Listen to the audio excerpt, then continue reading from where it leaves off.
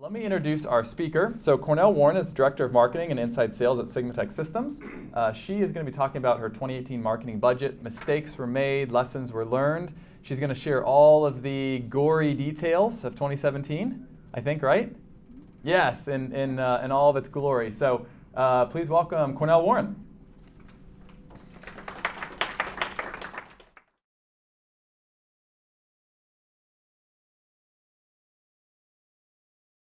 The phone rings. It's our CEO, my direct manager. Did you see the new fabricator? Yeah, I saw it. What happened? We were planning on being in there, but at the last second I decided not to because we had already put in for $50,000 of extra trade show expenses this month. I wasn't sure about the impact on cash flows if I put in another $9 grand. So here comes the answer.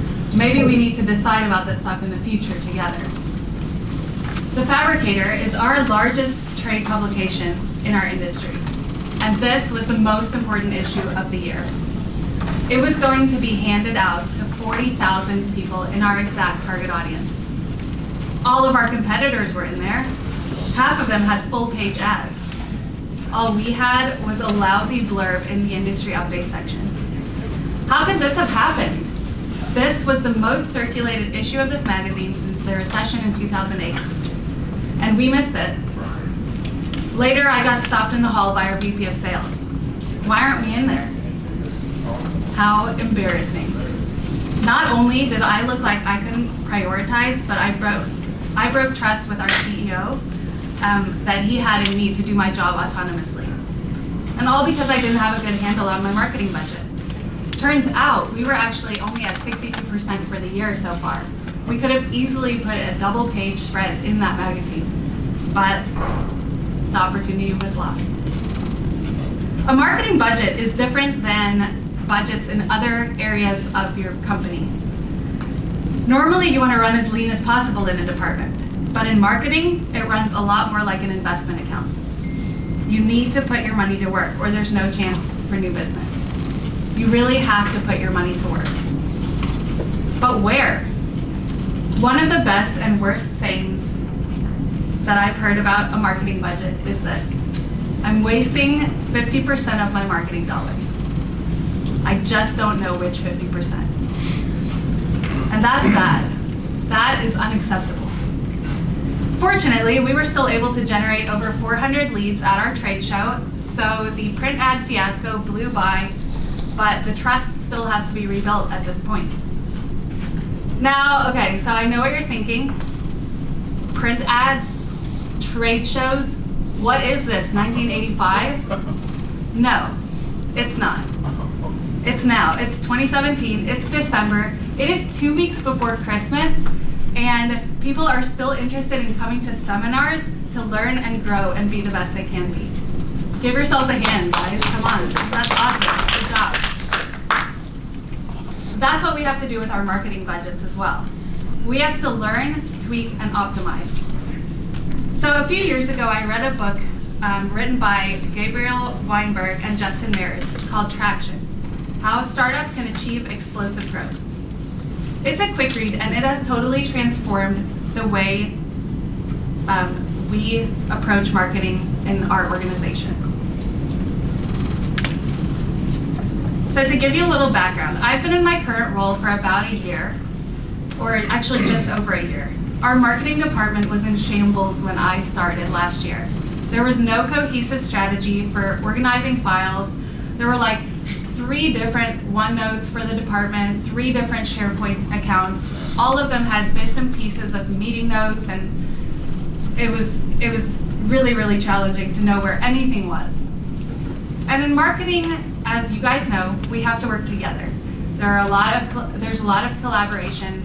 A lot of our work is a team effort. Additionally, I inherited a marketing plan that was 45 pages in Word, single-spaced, basically bullet point outline of different things that we were supposed to include in our marketing plan for the company. Now, mind you, so Sigmatech Systems is a software company. We have a global presence. We have offices in over 11 countries, We have, 260 employees. We're nearly $30 million a year in revenue. And this was supposed to be our beacon for marketing. This is our document, okay? 45 pages. But upon further inspection, I found things in there like international sales targets, contact info for ad reps, prospecting approach ideas, and just a ton of other stuff that had nothing to do with the core of marketing. And our budget was supposed to be based on this document. The numbers in the outline were actually supposed to be tracked throughout the entire process. And this was our strategy for seeing exactly where our marketing dollars were succeeding. So no wonder we were having problems keeping track of where our dollars were going. The traction book helped us to boil that all down and focus on the true purpose of marketing, which is generating revenue. Sometimes as marketing, we love the creative side. We love to come up with new flashy ideas. But this is the goal, generating revenue. And that's what traction means. A traction channel is a channel in your business that can help you generate revenue when you turn it on and off like a faucet. So we'll talk a little bit more about that. And that's what this book is all about. It's all about finding traction channels, understanding how to measure traction channels, and getting clarity on what marketing dollars you're spending are actually worthwhile and are actually succeeding.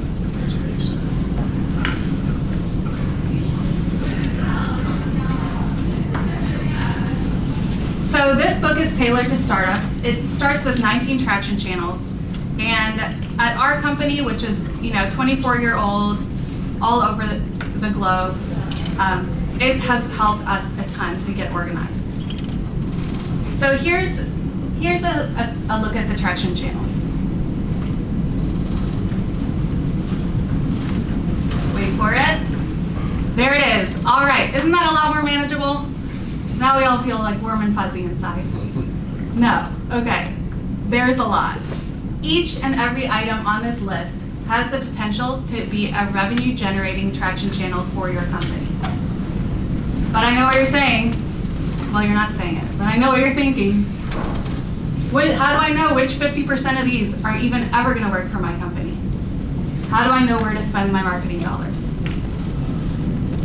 So we asked ourselves the same question at the end of last year, and I started working through that 45-page document. And I added 4 more to this list, as if there weren't enough.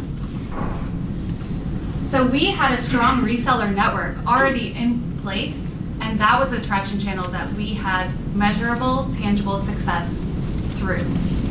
We also had a lot of established customers, large national, multinational customers, like the Caterpillars of the world and things like that, that really, we could do account-based marketing with them, and that really wasn't encompassed in Weinberg's traction channels. And then we also can work with education. There are technical schools and things like that that I just felt they had left out of their list. And then finally, our website. They do have different traction channels that relate to and pertain to the website. But as a company that is very established, we have a lot going on already. We didn't want to set up a marketing plan and a marketing budget with these traction channels and then exclude the major bullet point that we're already investing in called website. So we added that in as well. Now you can see there's publicity, there's engineering as marketing, there's viral marketing. I'm sure there are some of these things that you haven't ever even thought of to do. So there's just so much we can do as marketers to generate revenue, but we have to narrow it down. And so the approach that I really liked from this book is that they recommend and they kind of lay out a framework for you to start small, test, and then invest. And that's exactly what we did. So the way that they lay it out is, it begins with, it's like a bullseye framework is what it's called. It has an outer ring, and then a middle ring, and then an inner ring that helps you identify, okay, the outer ring things are kind of a long shot. The middle ring things are things that you want to test that you think could potentially work for your company. And then the inner ring are the things that you know beyond a shadow of a doubt. If you pour money on one side, more money comes out the other side. Let's give an example. So think about something like if you have an e-commerce company and you can track your sales on your website of a book. Let's say you're selling a book. So you turn on an AdWords campaign that says, read this awesome book. And as soon as you hit like go live, publish, the ad goes live and you start seeing your sales trickle in. People start ordering your book. It automatically starts as a result of the marketing activity you're doing. Now that's a great example. It's not quite as easy when you're looking at offline events or when you're looking at print ads, for example. So there are different ways you can measure each of the traction channels. And you can get clarity and insight and then make educated decisions about where to spend your marketing dollars. Okay, so I'm gonna lay it out for you a little bit so you don't have to do all the homework yourself. The outer ring is basically a marketer's favorite activity. That's where you get to brainstorm. So you make your list of 19 or 20 or 21. We ended up with 23 traction channels. And we sat down in a room and our team brainstormed realistic, actually executable ways that you can generate revenue for your company using that traction channel. And you can get creative. Oh, one caveat to that is you can't just go nuts. There is a limit of the budget. So you want to do tests on each of the traction channels with a budget of around $2,000 when you're testing. So as you're going through the outer ring, brainstorming ideas for each traction channel, keep that in mind. How can I, investing $2,000, generate more revenue than that for my company using this traction channel? And do that for every single one. So the whole point is you're gonna take these traction channels and make it into a marketing plan. Then you're gonna take your marketing plan and you're gonna allot budget to each one of those items. And that way, it all stays cohesive. We've gotten to the point now where our file organization on our server is exactly named according to our traction channels. That way, it's just all consistent. It's easy for people to find. If you need a cheat sheet, you have the marketing plan outline document that you can go look at to see where in the world is this document going to be saved. So that's what I ended up with. I whittled the 45 pages down to 25 or 24 pages there, just over 24 pages. So that's still way too much, obviously, but it's a start. And many of these things are things we're already doing. Many of them are things that are sort of on the back burner, but we had to decide where we were going to focus. You know, at this time last year, we only had a team of 4, I think, working on this entire list. It's too much for 4 people to manage. And I'm sure you guys feel the same way in your marketing team, that there's just not enough of you to go around. And that's why testing and focusing in on the most important traction channels is so important. So that was the outer ring. The middle ring is your best guess at what you think will work for your company. Many of you have lots of experience in marketing. You have industry knowledge, you have, gut feel, whatever else.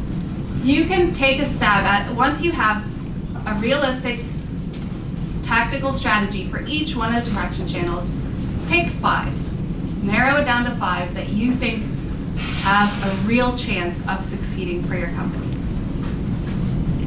We did that same thing. Before we picked our sort of favorites, we decided what we were going to throw out. So there were several things that I was sort of hell-bent on throwing out. The first thing was print advertising. I didn't want to do print. I couldn't measure print. I didn't think it was that valuable. I don't know. I wanted to test what would happen if we didn't do print. Historically, this company has done print for the last 23 years. So I wanted to test something different. And it was interesting to test.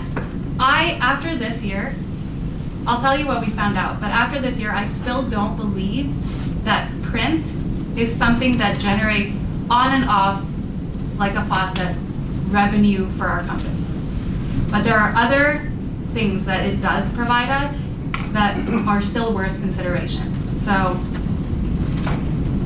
for 2017, however, we did phase print out completely. And our ad reps were shocked, and they tried to go up the ladder and whatever else because they really couldn't believe it. But I sort of made the argument for it, aside from this one ad that we really wanted to place that I didn't end up placing anyway. But. So the other thing was social media. We are B2B. Our traffic on our website goes way down on weekends because it's not something people work on in their free time. We do industrial software for profile cutting machines. That's no one's hobby. Well, it's almost no one's hobby. So social media is not really a place where we see revenue that just gets generated. We can't even really track like web leads that come from social media. We don't see many web leads coming from social media. So that's something that we decided to phase out a little bit and focus less on. And then blogging just for the sake of blogging.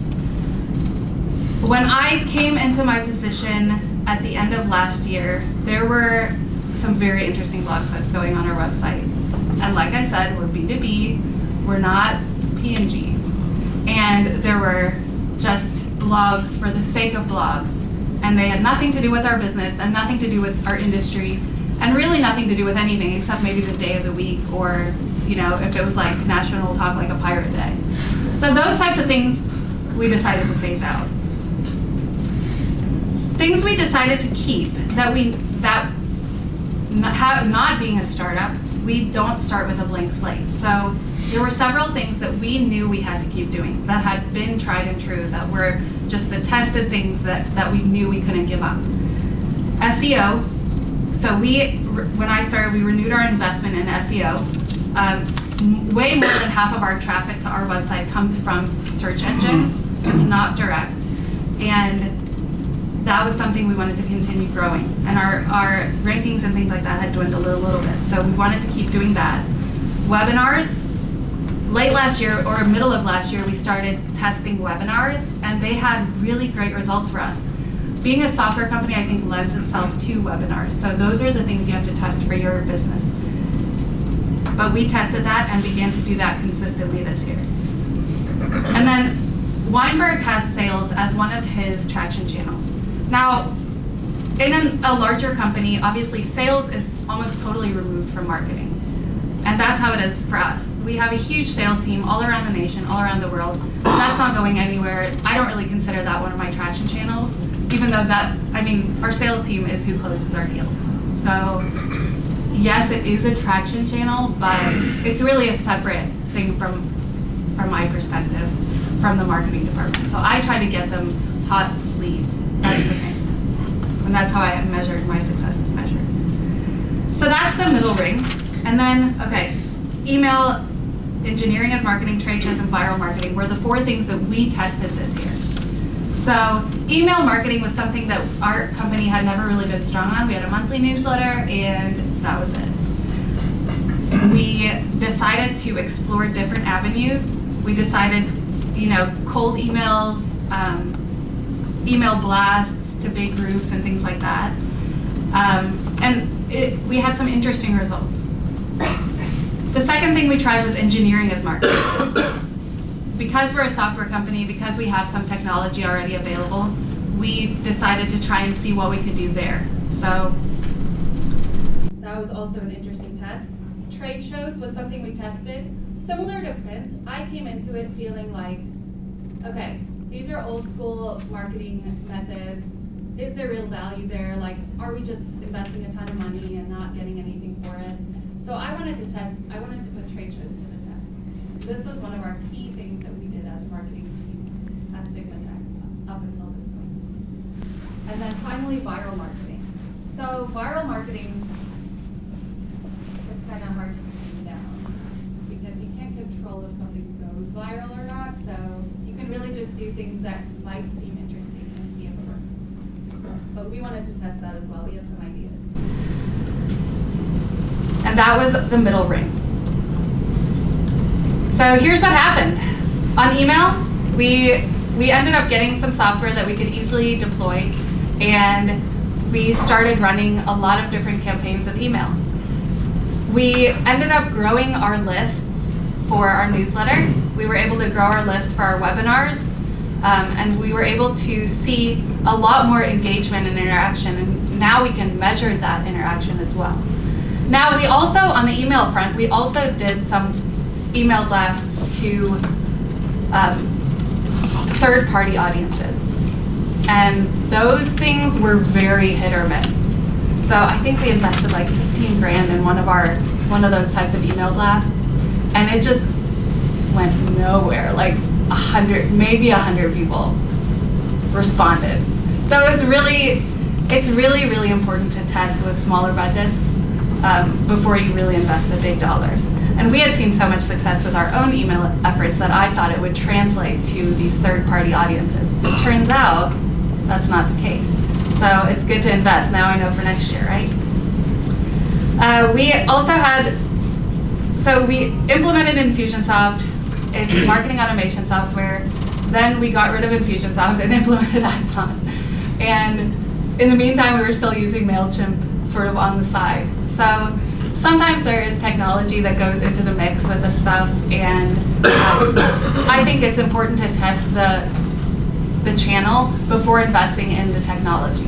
So Infusionsoft was like a low barrier to entry for us, and we could use that without having to invest too heavily. Once we started seeing success, we could upgrade to a system that was actually more along the lines of what we wanted to accomplish, which was Acton.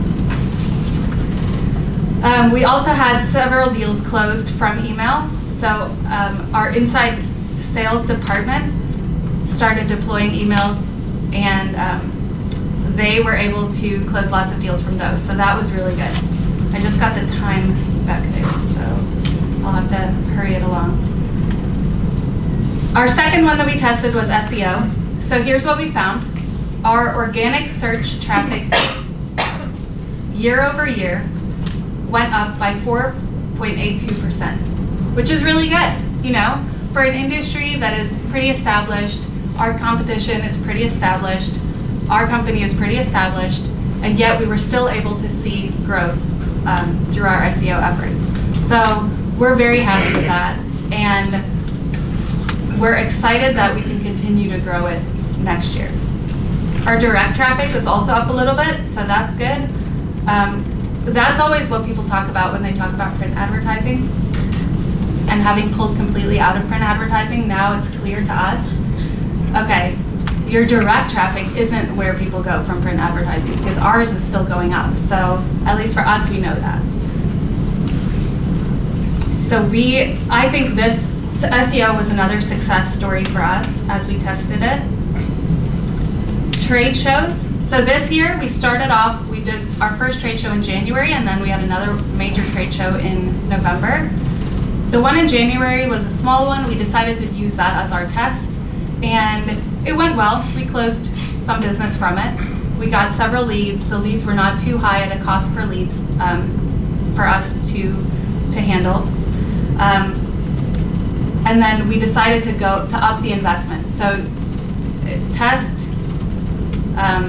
measure, and then invest, right? Start small, test, and invest. That's what it was. Start small, test, and invest. So we started small, we tested, and then for our November trade show, we invested really heavily.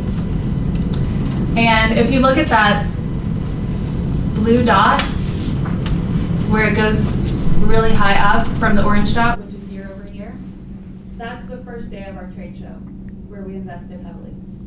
This is our web traffic, so that means people were literally at a trade show all day, and then they went back to their hotel and started looking around on our website. So that was a really, really good sign for us. Additionally, I could identify dollars generated for every single trade show that I looked up this year. So that's just something I can't argue with. We get to have those in-person conversations. We get to build relationships, and we get to close business from those things. So trade shows is something that is a proven traction channel now for us. But not everything works perfectly. We also did this. This was our viral marketing effort. We went into manufacturing shops and did reality TV. Yes, that is me. Welding, learning to weld. And it was a lot of fun to do, but it generated 0 leads. So that's just not worth it. You know, it was fun. We tested it. We used a smaller budget. We went to our customer facilities and things like that, and we had a great time. And we did not generate any revenue from it. So definitely something that we will have to discontinue for next year. Well, so we were conducting all these tests all year long, having lots of fun, learning lots of new things, but we spent almost no time working on our existing website. And look what happened. Our conversions were down. So we had lots of new traffic coming in, but our conversions to web leads were actually down. People were registering for webinars, they were doing all this other stuff, visiting us at trade shows, but they weren't becoming web leads. And that's something that we rely on as one of our key performance indicators. So that's something we're definitely going to prioritize next year. And we are building a new website that's going live soon. But it's interesting to see what happens as sort of the opportunity cost of doing lots of different things. It's important to stay focused, know what you're good at, don't run too many tests at a time, and focus in your inner ring. So this is what we decided: keep webinars, keep SEO, keep email. And you know what? It's actually important to mention, you can outsource some of these things so that it doesn't have an impact on your team's bandwidth. So like we hired a new trade show company, for example, and that has really helped out. Viral marketing, I don't think we're going to do that again in 2018. Social is going to stay minimal. It'll just be publishing and sharing the content that we're already creating for the other areas. So this is what we're testing in 2018. We've already got some ideas. We're going to test podcasts, and we are going to go back to testing print advertising. And the reason is because the higher level OEMs in our industry are very engaged with the publications. And they base a lot on the perception that they have of software companies from the print publications. So that's something that I think has hurt us actually with our OEM relationships. So that's why we're going to test that again and see what happens. And then we're going to be launching a new website. So those are the things we're testing.